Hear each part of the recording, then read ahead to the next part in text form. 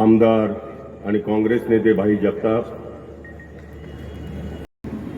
या विभागाचे आमदार माझे मित्र सुनील राऊतजी आणि महाविकास आघाडीचे उमेदवार संजय दीना पाटीलजी, जास्त वेळ द्यायचा आहे. यायला थोडासा उशीर झाला कारण पवार साहेबांच्या अगोदरच यायला पाहिजे होतं, परंतु प्रचाराच्या अनेक सभा असल्यामुळं आणि ट्रॅफिक प्रचंड आहे या मुंबईमध्ये कालपासून, त्यामुळे उशीर झाला. त्याबद्दल दिलगिरी व्यक्त करतो. 2च मिनिटात मी संपवणार आहे. पवार साहेब, आपण महाराष्ट्राचे दिग्गज नेते आहात. या वयामध्ये सुद्धा आपण अख्खा महाराष्ट्र पिंजून काढताय. महाराष्ट्रामध्ये आम्ही सुद्धा फिरतोय. सगळ्या मतदारसंघामध्ये संजय राऊतजी फिरतायत. जनतेची भूमिका जर लक्षात घेतली तर या महाराष्ट्रामध्ये संपूर्ण अंडर करंट आहे. सगळ्या लोकसभा मतदारसंघामध्ये 10 वर्षापासून मोदींनी जी आश्वासनं दिलेली होती ती सगळी फेल गेलेली आहे. आणि पुन्हा ते सांगतायत की पुन्हा एकदा मी तुम्हाला गॅरंटी देतो. 10 वर्ष त्यांनी आश्वासनं देऊन फसवणूक केली प्रचंड. आता सुद्धा येणाऱ्या 5 वर्षामध्ये ते प्रचंड फसवणूकच करणार आहे. आणि लोकांना आता वाटू लागलेलं आहे की हा जुमलेबाज माणूस आहे. हा लोकांना फक्त आश्वासनं देतोय. मी पवारसाहेब याबद्दल बोलतील, संजय राऊतजींनी याबद्दल बोलले. मी आमच्या दलित समाजाला एवढंच सांगेन, ईशान्य मुंबईमध्ये फार मोठ्या प्रमाणामध्ये दलित समाज आहे.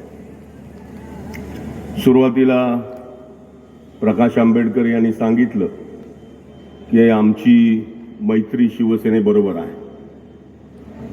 त्यांच्या बैठका झाल्या उद्धवजींच्या बरोबर अनेक. नंतर सांगितलं पवार साहेबांच्या बरोबर आमची आघाडी आहे. पवार साहेब आणि उद्धव साहेब जे सांगतील त्याप्रमाणे जागा वाटपाच्या कार्यक्रमामध्ये आम्ही ठरवू. नंतर काँग्रेस पक्षाबरोबर चर्चा झाली आणि महाविकास आघाडीमध्ये येण्याचे संकेत त्यांनी दिले. शिवाजी पार्कच्या सभेमध्ये सुद्धा उपस्थित झाले ते.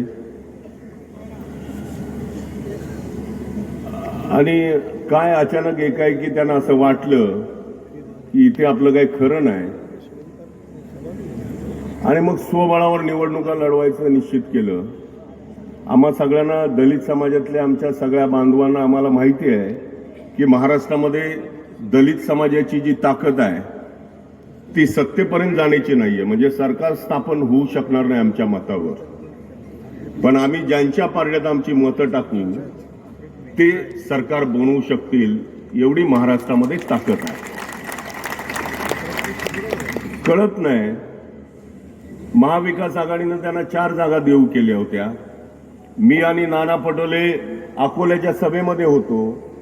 नाना पटोलेंनी अकोल्याच्या सभेमध्ये घोषणा केली की बाळासाहेब तुम्हाला महाविकास आघाडी 4 जागा देते, पण काँग्रेसच्या कोट्यामधनं आम्ही तुम्हाला 2 जागा आणखी वाढवून देतो.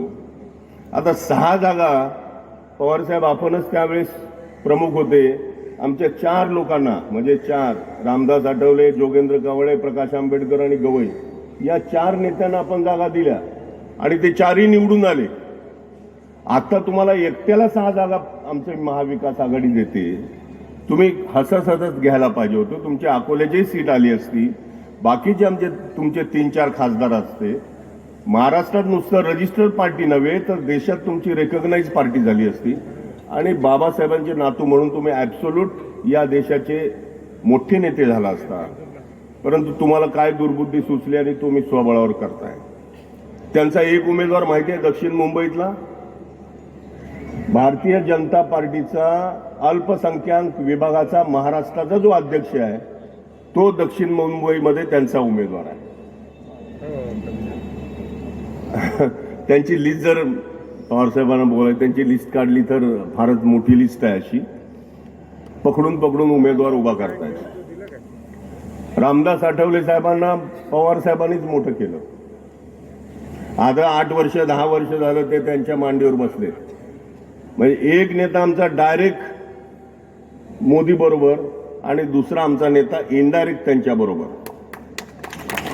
अरे बाबानो, लोकशाही खतरे में है, राज्य घटना धोक्यात आली आहे. तुम्ही कोण हो? आम्हाला राज्यघटना वाचवायची, आम्हाला बाबासाहेब आंबेडकरांनी दिलेली लोकशाही वाचवायची आहे. आणि म्हणून दलित जनतेला, दलित कार्यकर्त्यांना, मग तो कुठल्याही गटातटाचा असो, कुठल्या संस्थेचा असेल, मी या व्यासपीठावरनं या मुंबई शहरातल्या सगळ्या दलित समाजातल्या कार्यकर्त्यांना विनंती करतो की आम्हाला तुमच्या कुठल्याही नेत्यापेक्षा आम्हाला राज्यघटना वाचवण्याचं अत्यंत आवश्यक वाटतंय.